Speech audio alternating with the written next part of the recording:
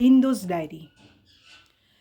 Facebook નામની બિંદુસ ડાયરીમાંથી પાના ઉથલાવતા મને એક સુંદર ગઝલ મળી છે, લેખક શ્રી વિનોદભાઈ સોલંકીની, જે હું તમારી સામે પ્રસ્તુત કરું છું. તો સાંભળો.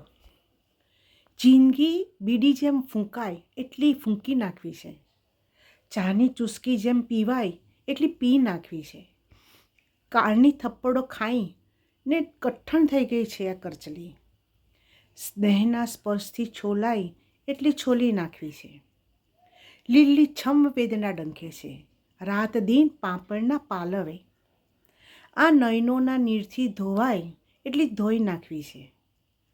તે દુઃખ આપ્યું છે, સુખ પણ આપ્યું છે, એની ના નહીં, એકવાર સામે આવ બાથમાં લઈ ભીંસી નાખવી છે. ભલે શણગારી તે દુલ્હન જેમ અંતરના આભૂષણથી, મિત્ર મૃત્યુ આવે તો રાખ બનાવી ઉડાવી નાખવી છે. જિંદગી બીડી જેમ ફૂંકાય એટલી ફૂંકી નાખવી છે, ચાની ચુસ્કી જેમ પીવાય એટલી પી નાખવી છે. અસ્તુ.